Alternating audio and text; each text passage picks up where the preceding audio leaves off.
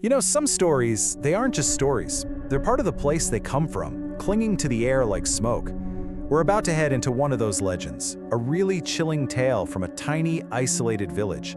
And you might want to turn a light on for this one. And trust me, this is one of those. This is the kind of story that's only ever told in whispers, long after the sun goes down. It's a warning, really, meant to keep you inside, bolted tight, safe from whatever it is that owns the night. Okay, so let's set the scene. We're talking about a village living under a shadow.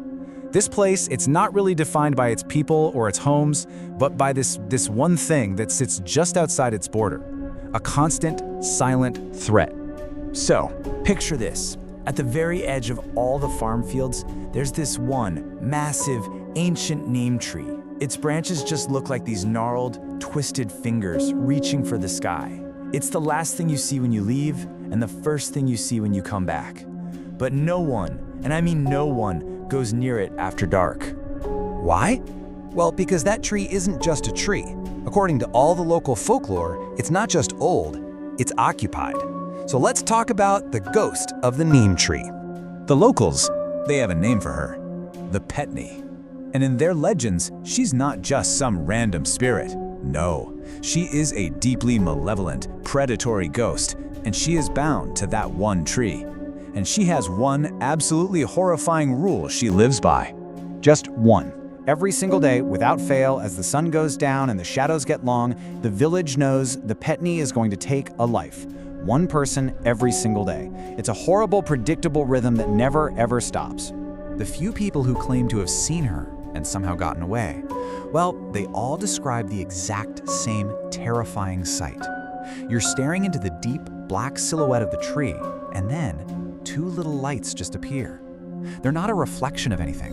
They're like these burning embers glowing from within the darkness itself. And those are the two things everyone whispers about. First, those glowing, ember-like eyes watching you from the branches. And second, her feet. They're twisted completely backwards. That's the dead giveaway. That's how you know what you're looking at isn't even remotely human. So how does she actually get her victims? I mean, she takes one every day. It's not about strength or speed. Her method is, well, it's so much worse than that. It's a killer's deceptive cry. This is what makes her so terrifying. Her greatest weapon is sound. She can perfectly mimic people. She can sound like a helpless baby crying alone in the dark. Or, and this is the worst part, she can sound exactly like someone you love calling out for you, their voice filled with panic, coming from right near the tree. Right? I mean, how could you not? That's the genius of the trap. Your brain is screaming, "Don't go, it's the Petni." But your heart hears someone in trouble. To just ignore it feels impossible, monstrous even. But to go and check, well, that's a death sentence. To really get how terrifying this is, we have to put ourselves in someone's shoes. So let's follow a villager on what will become their last long walk home. So, you've got a man walking home. It's late, it's quiet, the fields are pitch black around him.